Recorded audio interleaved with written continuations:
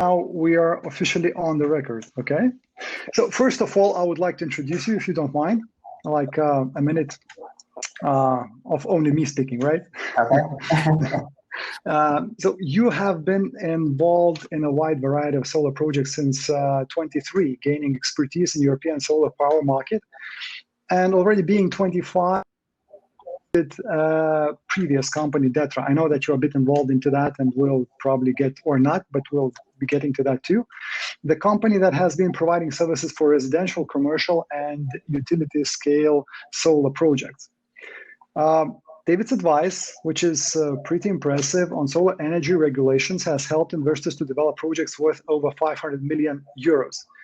And David is currently involved with the development of solar 3D design software company PVcase, which I read on your LinkedIn profile is a joint venture with other solar energy companies. Correct. Okay, I didn't know that actually. This was something new to me for me to find out too. So just to be clear, could you tell us a bit about PVcase? What is it? What are you doing actually? So thanks for the intro. So I see you did some research. So I was running actually engineering consultancy for 10 years. And PVcase was born in that consultancy. Now it's a spin-off, a separate company. So in one sentence, I guess we're actually in the transition now of from being a solar software engineering company okay, to more being a solar data platform, where when we create more products or software solutions for our clients, they can use those solutions to not only design, but also analyze and optimize their solar solutions or solar assets globally. So that's okay, but this, if I understand you correctly, this is actually a package, right? It's not a, how to say, independently developed per customer, right? It's a package, software as a service or something like this, right? Correct. So we're running as a SaaS model just for B2B sector, so business to business. Mm-hmm. With biggest solar engineering firms from US, Europe, Japan, South Korea, anywhere, you name it, except from China. Wow. No. So PVcase, right, is becoming kind of a standard in the market, if I hear correct. We feel the feedback from the clients as being a standard tool now. They used to use just AutoCAD and doing everything manually. Mm-hmm. But since we introduced the software solutions for them, they can see that they can speed up engineering processes, work much faster, more accurately. So it's definitely becoming a standard tool to use for solar engineers. So kind of reshaping the market. What does the competition think about that? Probably they are not happy, but I think we are in a really good place. We don't have that much competition on the market. Okay. We really dig deep into engineering, and nobody wants to go there because it's a lot of intelligence, a lot of work, analytics. So I think we are happy to be pioneers in a way in this solar engineering field. And it's fun to be a pioneer when you're well paid, right? Oh. But I understand that the company is doing really great, right? Yeah. Okay. And how old is PVcase? So it was started in 2017 or 18 officially, but I look at this as beginning, and then when you're starting to sell the product, then when you are starting to be visible in the market. So that would be beginning of 2019. I would say that's our official launch and being visible in the market. Okay, so close to 2 years, you could say. Correct. Wow. And yeah, that's incredible. And I hear your investors are happy too. You're with venture capital fund, right? Right. So we have 2 VC funds with us on the boat. Yeah, good results, happy investors, I guess. That's fun. That's not the usual story you hear. Most of us, that we're struggling with sales actually, and when you find a company, it is always curious, how did it get there, So maybe let's start somewhere earlier. Where did it really begin? I know that you've been born in Kaunas, right? Correct. Yeah. Okay, so what was that like? Were you kind of I don't know, separate single child in the family, which spent his life drawing sketches and stuff like this for the solar panels, from the early, I don't know, 6, 7 years old? That would be nice, but since we live in Lithuania, solar market here is not that mature in a way. Okay. So yeah, I graduated in Kaunas University. It was 4 years in Kaunas. Then I spent half a year in Finland. Okay. That's where I started or was introduced to the renewable energy. And so that was during your studies, right? Finland was during your studies. That was 2008, I would say. Okay, but that was during your studies. It's not like you graduated first in Kaunas and then moved to Finland for half a year. Okay, that was kind of an exchange program? Yeah, that's correct. That was exchange program for the half a year. Okay. And studies were on like engineering, touching a bit on business development and marketing. Okay. Just a short intro, right, to the guys which are participating here with us, because we are not alone. Guys, you can ask questions if you have any. In your right side of the screen, you see the chat section, and there's actually in the chat section, if you just click on the chat section, you will find Q&A section, questions and answers. So just feel free to shoot with any question you have. If it's around the topic, we will probably answer that. Okay. Okay, so but yeah, back to the conversation. So that was Finland. Isn't Finland really developed in the solar market business? How come, no? No. Was it related with the field at all? I mean, when you were kind of there. Mm-hmm. So it's interesting. They have a bit different model there, how they are teaching students. So instead of having lectures, of course, they have professors there, but they also inviting business experts to be as lecturers. So I was happy enough that one of the lecturers I think he was from Germany. That was the lecturer of that renewable energy part. So comparing like studies in Lithuania where it's more theoretical, Finland took the approach of teaching students more on the practical level.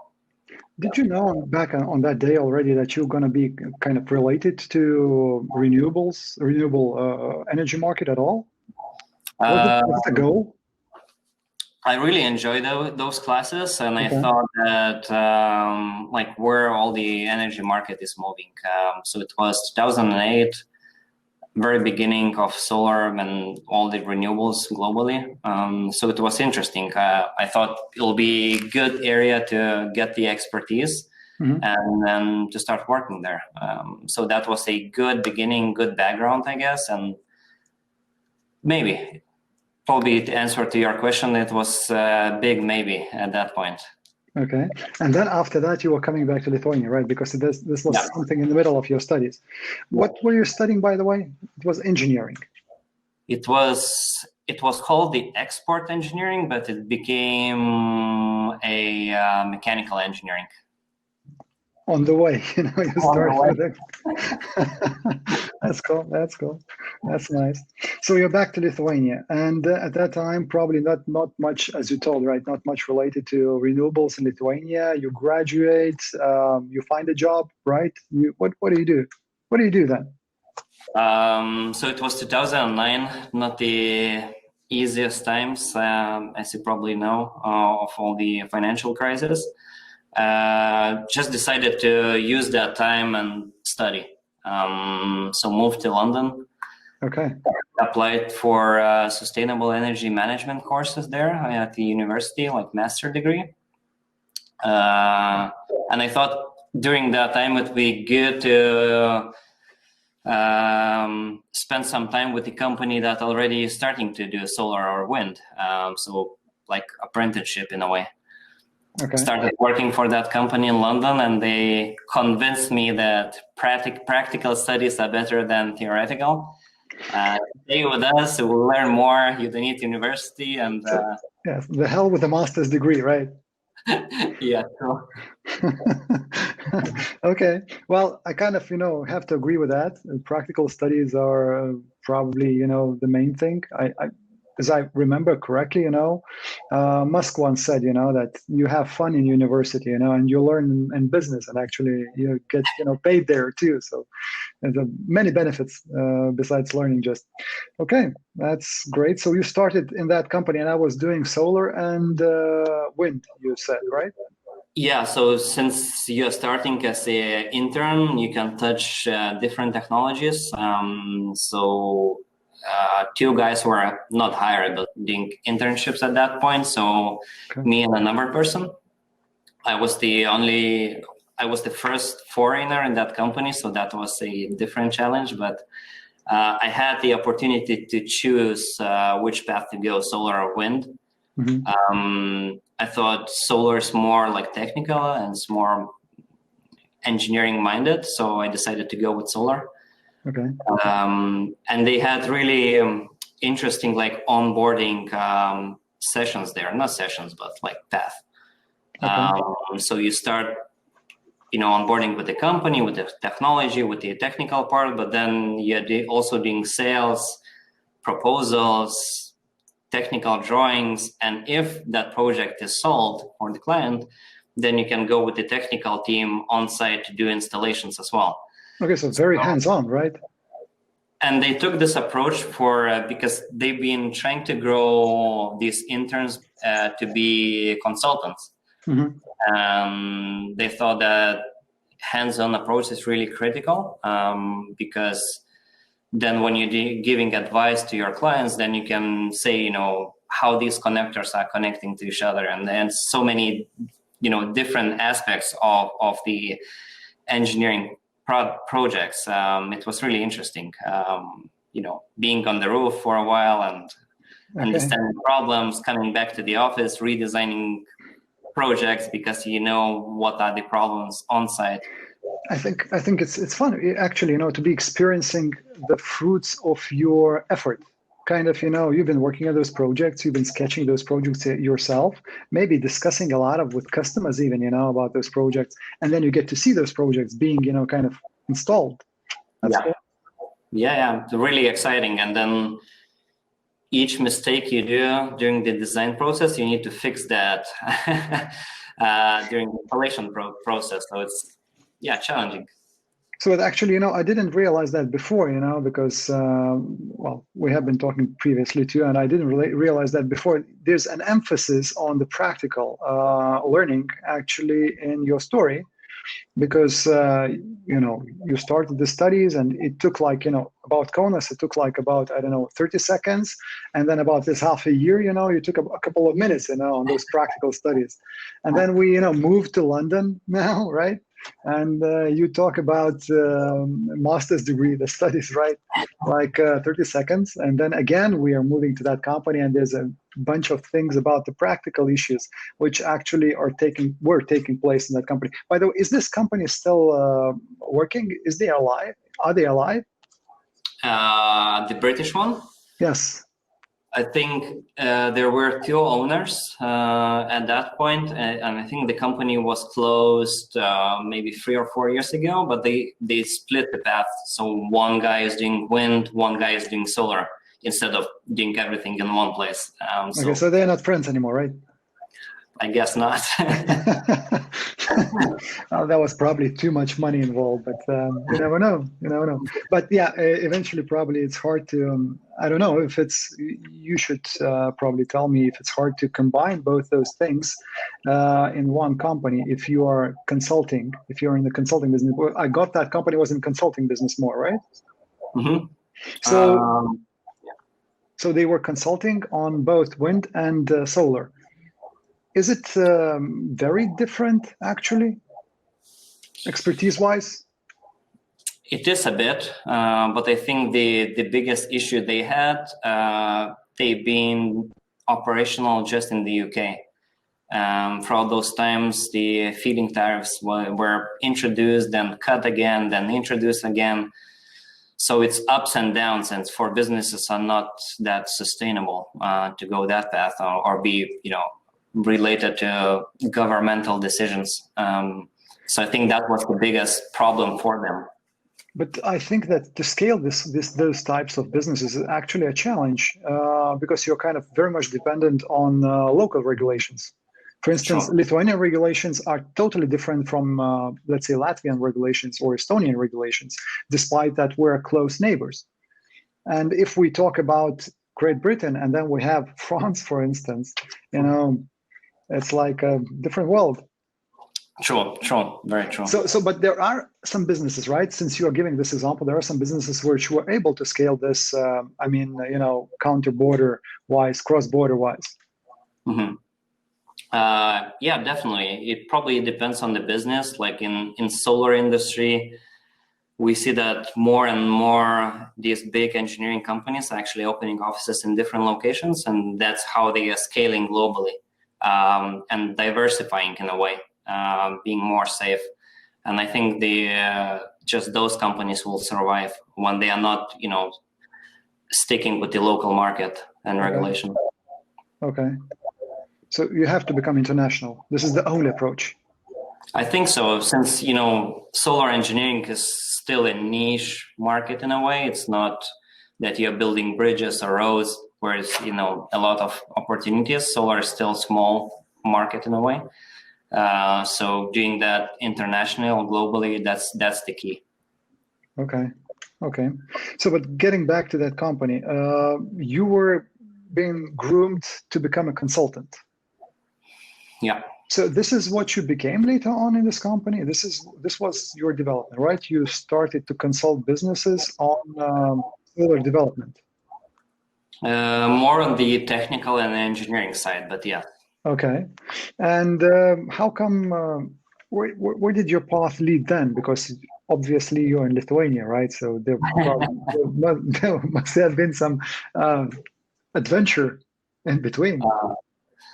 It was. I spent probably 2 or 3 years in London before moving to Germany, and continuing working for the same company.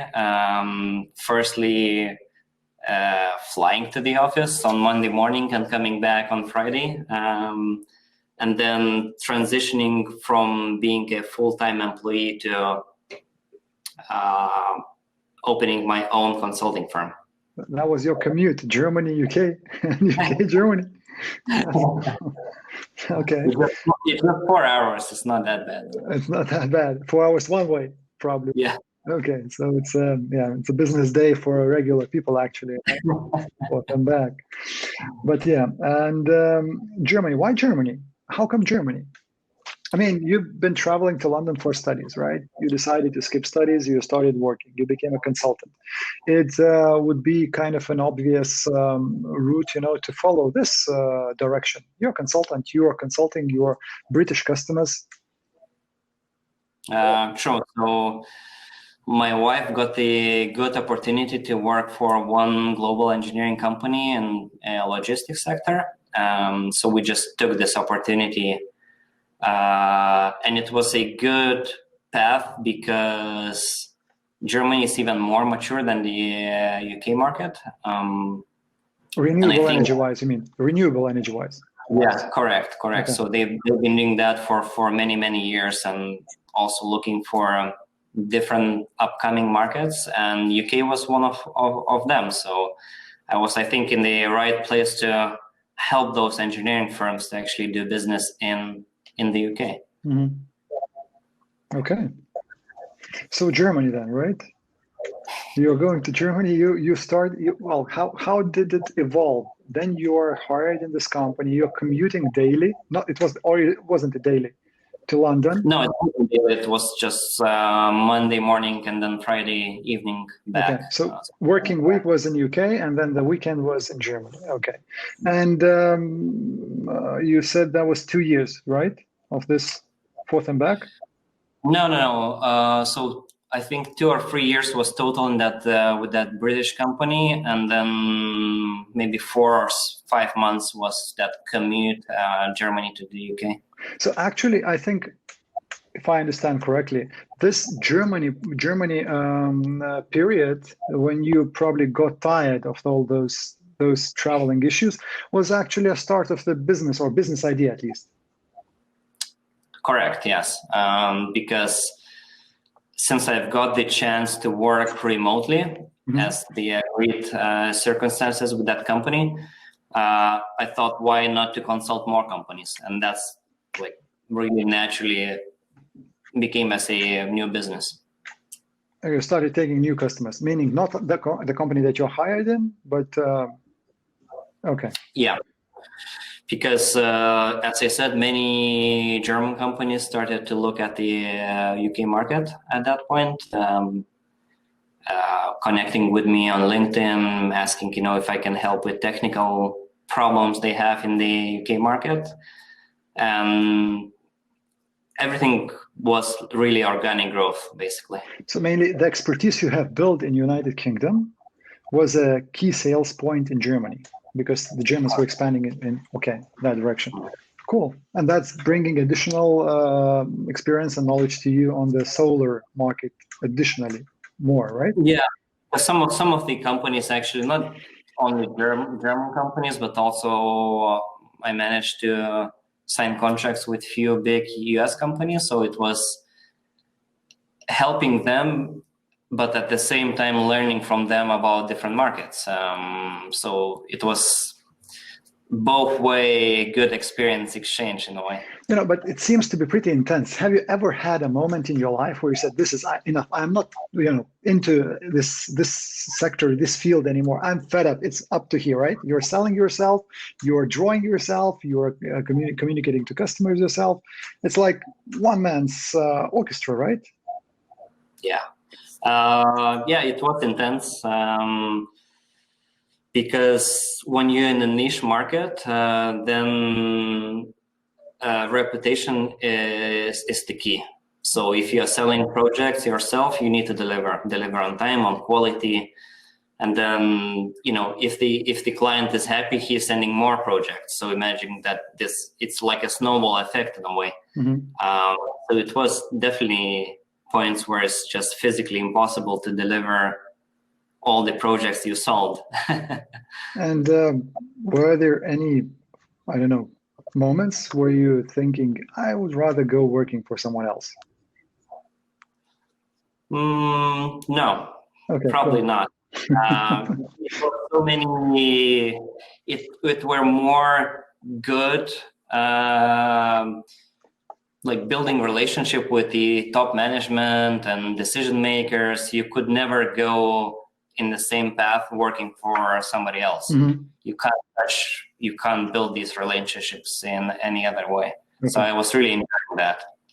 Okay, you started pretty early, there's like 2 to 25, starting kind of a business is, pretty early, I think. And this was your first business, right? Kind of. We had done another business back in Kaunas pre-university time. Had a small e-shop with friends. But that's totally different challenge. Okay. What year was that? I would guess maybe 2004 or 5. Okay, so this is where you tried e-commerce business, 2004 in Lithuania, in Kaunas. Yeah. That's cool. So, and how did it go? Is this those friends, this company, how are they doing? Are they still there? No, I think it was closed maybe 3 or 4 years after operations. Just bigger players came to the market with more funds. better prices and different technologies. So it was challenging. For us, was just really startup, using the moment, but it's the same as you would fight now with, let's say, Amazon. Okay. So the scaling was the challenge, right? Yeah. Okay. How much did you grow that? Three years, you said, right? Approximately 2 years. 3 years. 2 or 3 years, because then when I left for Finland, I think I quit that company. I think we grew up to having 30,000 products on the eShop. SKUs. I mean, yeah. Okay. That's so cool. it was That's at that time. That's pretty a lot. Okay, so this is your sales experience, right? Or you were not kind of working on sales, you were working on some development or projects or... Yeah, it was more like a business development, so having distributors, contracts signed, and a bit on the sales, customer support. So good start, fun times. Yes, a bit of a different experience from what you do today, right? A bit from, renewables. Okay, so back to the Germany topic. So you were there for several years and felt yourself like, doing a lot of things which take a lot of time. And orders are coming naturally, projects are growing. So this was the time when you decided to expand, right? Or at least look for the options. So I thought it's a good time to start scaling the business a bit. And I actually started looking at Kaunas, because at that time, Kaunas University launched a new program related to renewable engineering. And it was 2016, 17 maybe, when the first graduates actually finished the course, and was happy enough to get few of them, the best ones, to join the team. I think we started with maybe 4, and then in a few years we grew up to 15 in total. Okay, just out of curiosity, this was the very beginning in Lithuania for this renewable energy part, right? More or less, because there were there many businesses at that time? Probably very few. And then there was a study program. How is Lithuanian renewable sector, renewable business sector, renewable energy sector is looking at the moment, to your point of view? Do you have many customers from Lithuania? Just a few, but it's definitely growing now rapidly. Like in the last few years, I would say from maybe 10 companies now, they have maybe 30 or maybe 50 now, because of the subsidies, easier connection points, and it's really growing market now.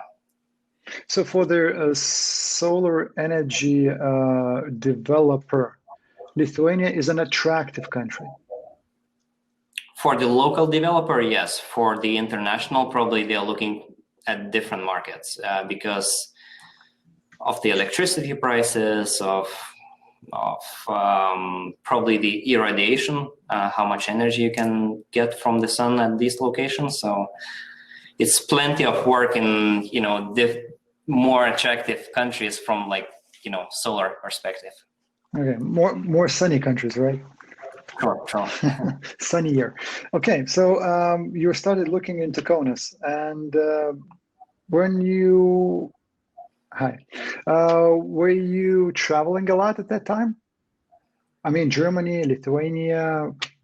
I think when I started growing the team here in Lithuania, I was spending maybe a week per month in Lithuania. Okay, so the rest of the time was still in Germany. Yeah. And that's due to the customers being there or some other reasons?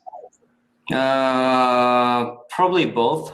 So when I started building the team in Lithuania, I had this mind that I will come back to live in Lithuania, but it's not an easy transaction when you spend almost 10 years abroad. Also, the market was there. So Benelux, Belgium and Netherlands, Germany, France, we've been active in those markets. So being close was really good because we can just jump in a car and drive there, be in Belgium in 3 hours. So it was advantage. The customer look at the site. Yes. Okay, that was an advantage. So, and when did you decide that it's enough with the Germany and you have to move back and to scale the business actually? Because I kind of have a feeling when like 3/4 of the time you're spending somewhere else, it's good for sales, but is it really good for, delivering to what you have promised to your customers? When you have a great team, then it's no problem. Okay. It just comes time when the team is growing, I would say maybe more than 10 or 15 or 20 people, then your presence is important. And that's how I decided to move back to Lithuania. It was 2018 or 19, 18, I guess. Just looking, from that time's, kind of perspective to how many employees do you have today? So PVcase. Yeah, so since we split the companies, maybe we'll jump on that as well. On PV. We will, definitely. On PVcase side, we have around 40 now. 40. Mm-hmm. Okay, and most of those guys, they're on sales, they're on customer development, they are on engineering, programming. Mm-hmm. So I think just on top of my mind, I would guess 12 on engineering or development, and then the others management, office, and sales, mostly salespeople. Okay, so you're expanding aggressively, right? Trying to, yes. Because, when you look at the growth of the solar market, it would be stupid not to. Right. So just getting back again, to Konas, and I wanted to make this a thread, kind of, because this is PVcase, right? There was another company, and this other company, which actually was David Solar, right? This is when this was actually not PVcase, which was founded in Germany, more or less founded in Germany, or born in Germany. It was David Solar, right? Which was more on the engineering of the solar parks and more of the consultancy of the customers on the engineering. Mm-hmm. Okay, so how many employees now do you have in David? Around 15. 15. So that's totally approximately 55 people. And are there any same guys from the very, very beginning that you have hired are still working with you? Yep. So it was really good hires. Some of them are still working on the consulting side. Few of them actually working together with me on software development now. Okay. Starting with the consultants. That's cool. That's nice. So, a lot of startups today are actually putting a huge emphasizing hugely the right personnel, right people. How do you go through this selection? How do you select the right people to join PVcase? Uh-huh. I mean, you're located in Kaunas. I don't know what is the situation with the employees in Kaunas, but I know that never mind the times, even during the crisis, it was always hard to find the right person to join your team. Uh-huh. So how do you have any tips, tricks? You have a selection program like Google? I don't know. Do you have anything? We are calling this PVcase type employee. So we are looking for certain criteria in people, on their mindset, on attitude, on motivation, of course expertise, and we are hiring according to those set points we have. So I think we have kind of good process now. It took us a bit of the time to get there, but I'm very happy about it. I think all the guys that joined PVcase are like a big family with same mindset. Okay, so but you have a set of rules, right? Or what do you mean by PVcase type of person? What does that mean? Mm-hmm. So they look at the motivation in the same way. So they when we have these first interviews, they always emphasizing all this sustainability aspect, that we are saving the world in a way, fighting climate change through software, as we call it. So they are happy about it. They are motivated. They are keen to learn. They are really friendly and trying to help others. The new people that are joining. So it's all of them have this good vibe into them. So it's really enthusiastic in a way at the office all the time. So I'm really enjoying that. So kind of team player, which is motivated by global renewable energy situation, kind of global, kind of cleaning the world, right? True, yes. Okay, that's nice. So back a bit to Datra and to Germany. So when was that transition when you decided to move to Lithuania, actually? And so who made that, actually, why? Was there any trigger, some, I don't know, story behind it? Probably it was like combination of, as I mentioned, necessity of being with the team, plus I think not on the same time, but it was maybe 3 or 4 months after my child was born. So I decided to not only move because of the business, but move all my family back to Lithuania. So it was just good timing in a way. Okay, so there was an urge to go back to Lithuania, and there was a correct time. Yeah, correct. That would be too. Okay, that's cool. That's nice. Great. So, and you've been developing Datra for a while, and if I understand correctly, PVcase was kind of PVcase software was a creation along the way, where you, while doing your work, while engineering solar plants, decided that you could make your life easier, and you started developing a software for yourself, right? That's a good description, yes. Being or working as a consultant, you always think how to scale the business, how to grow faster, how to take bigger clients, how to touch with or work on bigger projects, and you need to grow the team to manage that. Growing the team is always a slow process, especially since we are located in Lithuania, so you can't just hire experts to start working straight away. You need to train them, and it's quite a lengthy process. So we decided with the team to create a small tool that could help us to speed up engineering processes, just to design faster. Then we don't need more people, we can just work faster. So it was a small tool. We outsourced development team to develop that small software to use in-house, and that worked well.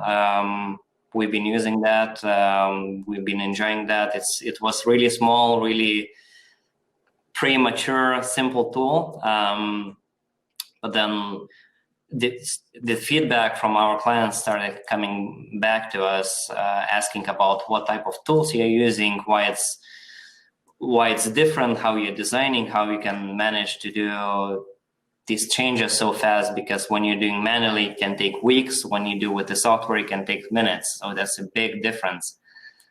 Okay, so customers started to notice that you are becoming faster. Yeah, definitely. Especially when it goes to like construction stage, when everything is on the site and you need to do these ad hoc solutions. normally you need to do those overnight. But then when you have software, it's just 10 minutes, not 10 hours. And they started noticing this and asking, what you're using. And when I told that we have this small tool, they straight away said, can you sell it for us? Because we need that as well. And that's how the business idea was born, basically. So it's more like a spin-off idea from consulting business. Okay. So, and when they started asking, I think, when there was one customer asked it, right? Did you consider selling it right away, the way it is right now? Because it wasn't a separate business at that time, right? Yeah. The main business was something else. So were you selling the software anyway, or? No, because I thought we have maybe a bit different way how we are designing projects. So I thought the best way is just to get the feedback from different clients to understand how they work. And they sent us a lot of feedback, and we understood that a lot of work needs to be done if we want to sell the product. We understood how small it is, how premature it is. But then we almost agreed with them, if we're delivering these features, they would potentially buy the product. So that was like a small business case for us internally at that point. A pre-sale, kind of. Pre-sale, yes. Okay. So at that time, you were still concentrated on Detra Solar. Yeah. So you have a pre-sale, you have a kind of a product there, which seems to be interesting to the market that you are addressing. What then? How did you develop the idea of starting a PVcase? And actually, what is the name behind PVcase? Is there meaning behind it?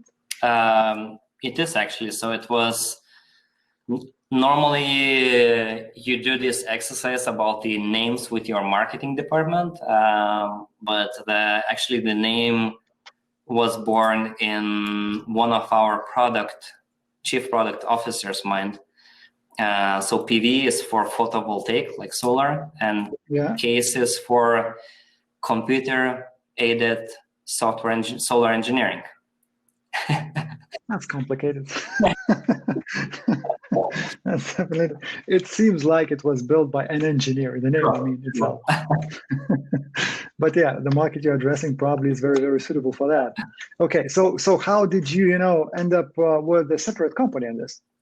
I mean, you have a product which needs a lot of development, as you say, and there's much of work to do with an existing business.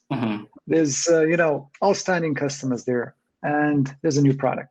Yeah. Which you kind of this software was something new to you, probably, right? You have not been developing any software solution before. So what's next? What do you do then? You have an idea. You have a pre-sale. Yeah. So I thought it's a great business case in a way. We should use this. So we came back to actually our development team that we've been outsourcing at that time. They did this estimation on how much time they need and how much that will cost. And I straight away understood that we need external money to deliver this. Of course, we can do that ourselves, but it'll take 3 times longer. And then I looked for VC money or venture capital money. Okay. So you prepared your business case and you contacted venture capital funds. Yeah. Okay. When we talk about joint venture as a PVcase, could you tell a bit about that? How many companies are in this joint venture, and what mainly is the role in that? So I think it's like 2 different phases. So joint venture with the current clients, we getting a lot of feedback from them because they are biggest engineering firms in, let's say, Europe. They are manufacturers. They are like different type of clients, and they are giving this valuable insights about engineering aspects for us to develop. So that's one side, and then another side is we have a joint venture or like partnership with the one of the biggest R&D companies in Belgium. So they are one of the biggest in Europe, actually, with 4,000 people, that we are developing different products with them. Okay. So basically R&D and all the intelligence comes from them. We're developing products with them together, and then commercial side is on our side. Okay. So mainly what you are getting from that is an expertise on the field? Yeah. Okay. And what they are getting from that is your sales team? Yeah. You can say like that, yeah. Okay. That's cool. But the baby, the software itself, was created by the team in Lithuania. Correct. Yes. So and the company is Lithuanian based. Cool. Out of those 40 people that you are having currently, all of those are located in Lithuania, because Lithuania is not really a sunny country, right? So for the solar business, probably because you've been emphasizing too that you cannot be local, you have to be international, right? So do you have employees outside Lithuania anywhere? Yeah, we do. So we have I would say not but from Brazil and from Spain. And we actually expanding more now in different countries because of for them to be more localized to reach our clients. And but the big advantage with especially like Spanish market or German or French market is native speakers. So we are definitely expanding teams in those locations just to cover that aspect. Okay, so but may I ask, any additional challenges during this worldwide pandemic situation on managing those guys there, or the team, in total? Mm-hmm. I think we managed to have certain work ethics, working remotely, doing these meetings, remote meetings. I think the biggest challenge is before pandemic, you can actually go with the guys that lives, let's say in Spain, with our employees, to go to meet our clients and spend time with them. Now, them being a bit more remote, I think that's the biggest challenge. So we can't wait for this vaccine hopefully being done in the next 6 months and come back to the normal routine of being in the office, traveling together, going to exhibitions together. I think that's really important. Of course, trying to manage that during this remote workshops or conferences or calls as we're doing now, but that's the same problems I guess everyone's facing now. Yeah, the challenges are very, very similar probably, because the connection is not that tight anymore with the people, with your employees. Less beer drinking and more intense meetings online. But nevertheless, I think that anyways, we're kind of been going in that direction. There was a topic even pre-pandemic, on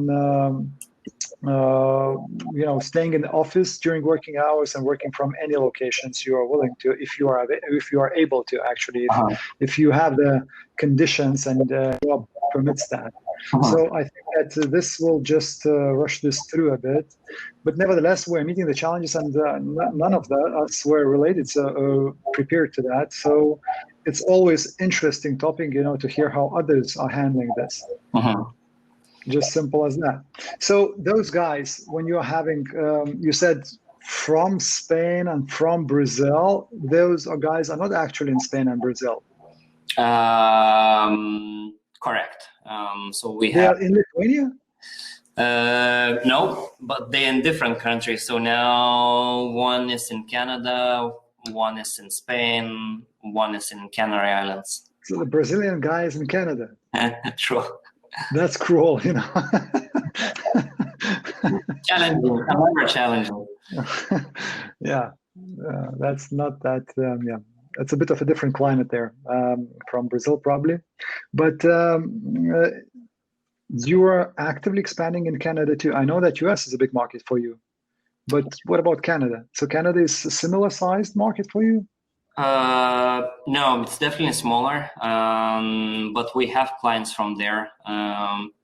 In solar, it's really different from maybe other markets where big engineering firms are actually entering renewable markets or solar markets, but their headquarters can be in Canada or anywhere like in Japan, but they're operating in Germany or France. So it's really like a big mixture where they work and where they actually headquartered.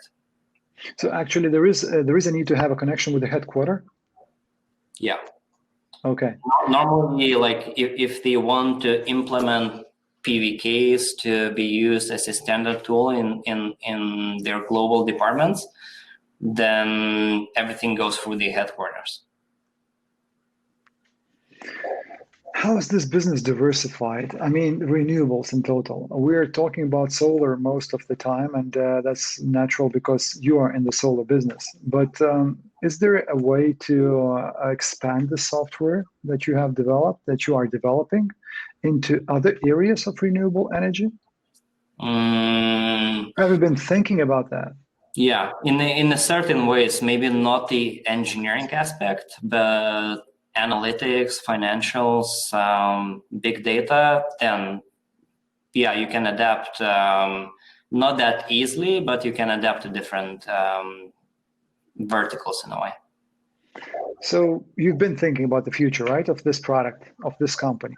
Where is it? Where is it going? I think it's going towards automation and optimizations.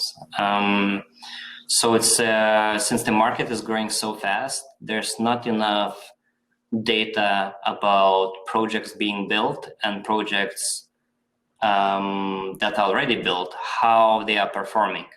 So getting that data from performing sites and implementing that knowledge or intelligence in initial stage of the project, that is the key and the big advantage for those big engineering firms, because then they can optimize and get more value out of those projects. So return on investment can be much higher. Okay. So I see this as being, ecosystem in a way, or like platform for data exchange. So, but actually, they're using your software to plan the project itself, right? To calculate the return of the project. To be your software, as I understand, is attractive because it does that faster.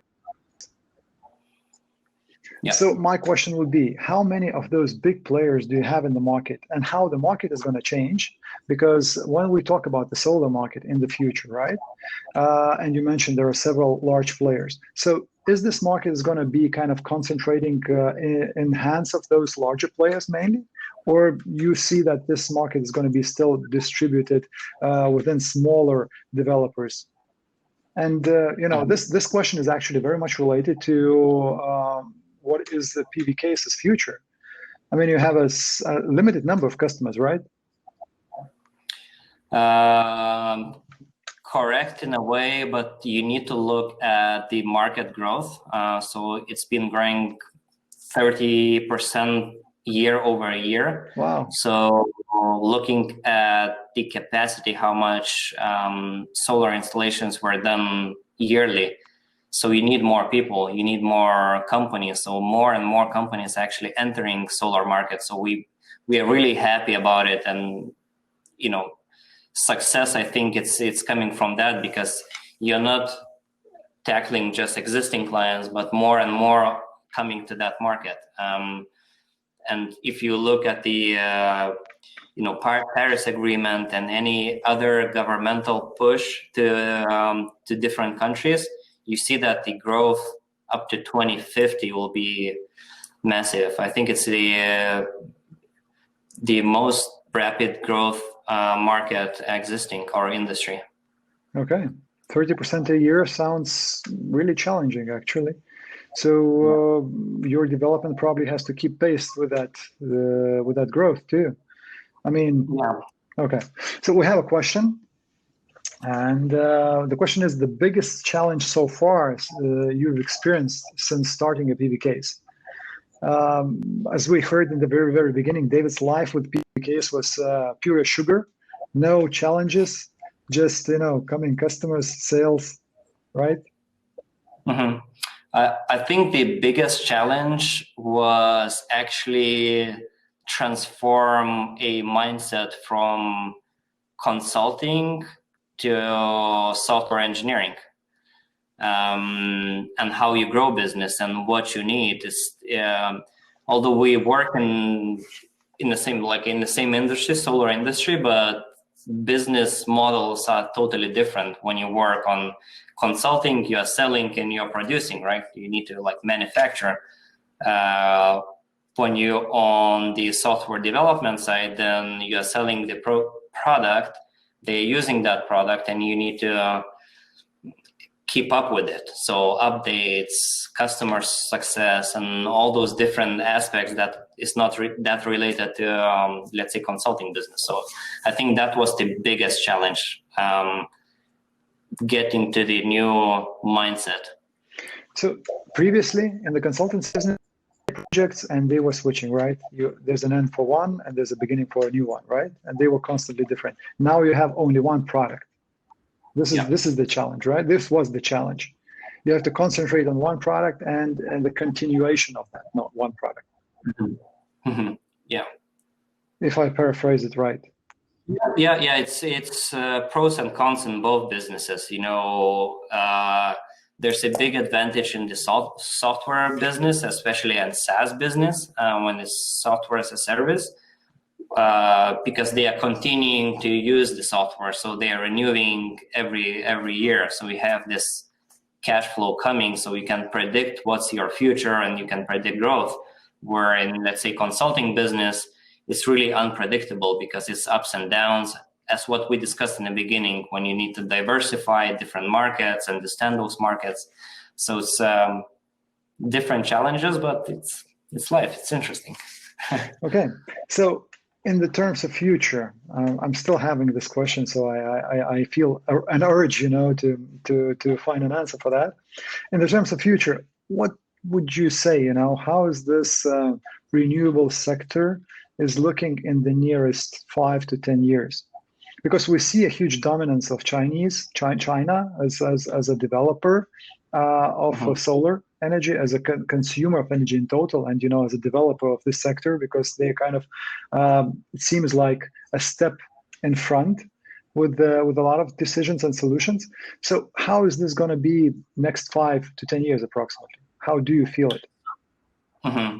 So the last few days I actually spent in utility scale solar summit.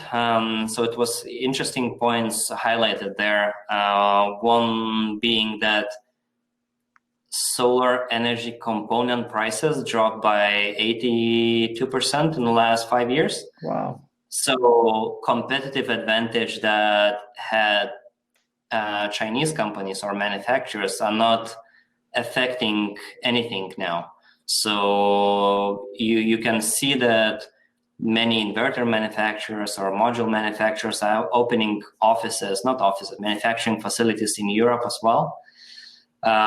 Because when components are so cheap, you don't need subsidies anymore. And we actually, from now for 2021 especially, we enter into this market where it's called subsidy-free market. So we are not dependent on governments anymore. So we can build project, and it makes sense because it's cheaper to build. Okay. Energy market is not, let's say solar energy market was made very, very much predictable, fixing the prices, the purchase prices, and etc. You think this is going to go, or this is going to stay in some way?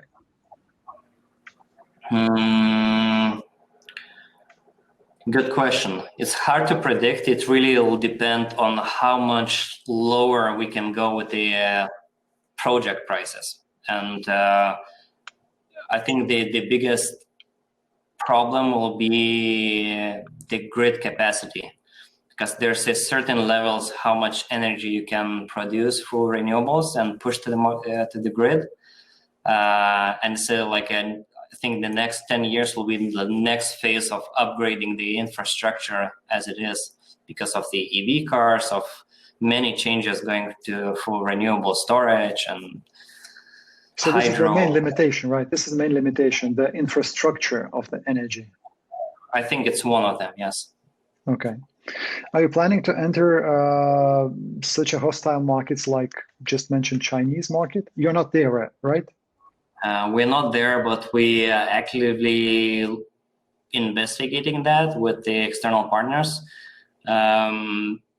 China is a really big market. So if you compare China with the rest of the world, I think China is like 60% and it's 40% the rest of the world. So definitely interesting market for us, but so many challenges starting from culture and language and all the other things and that legislation.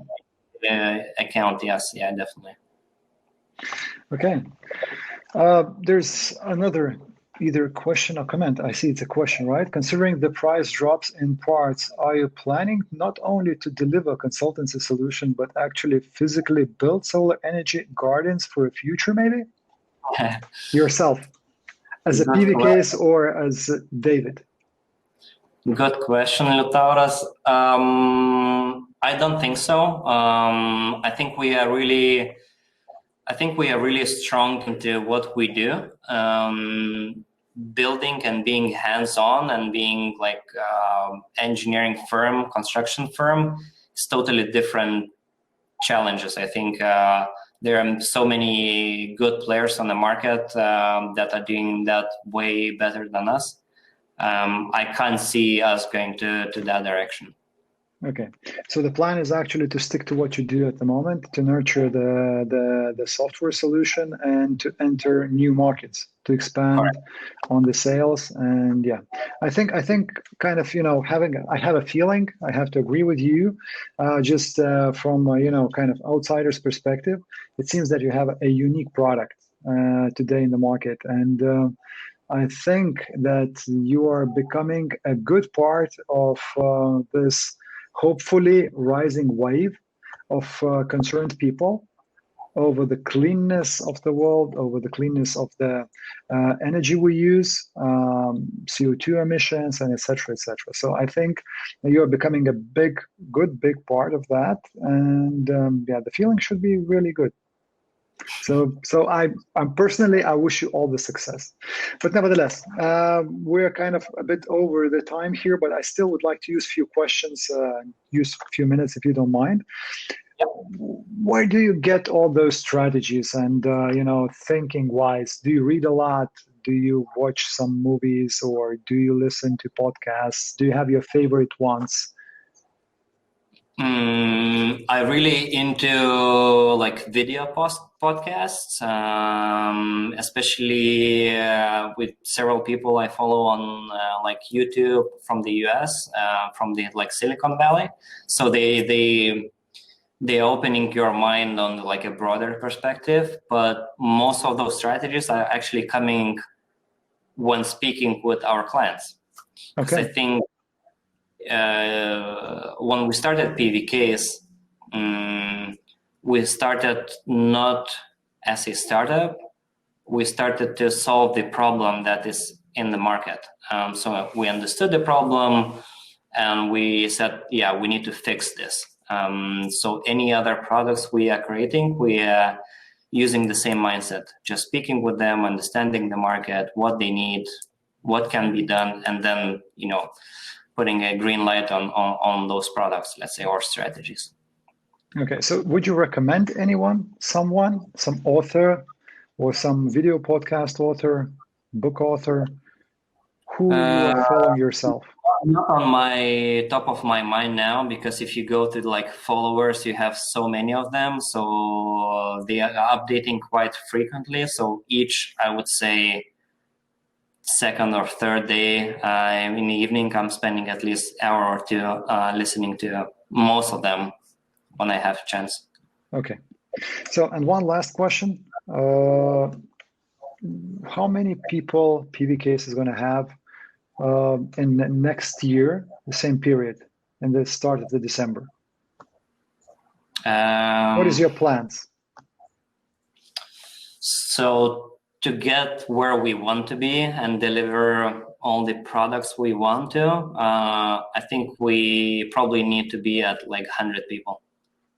So that would be a good number to reach by Christmas next year. Is it 150%? So that's like, okay, that's cool. So I wish you all the success.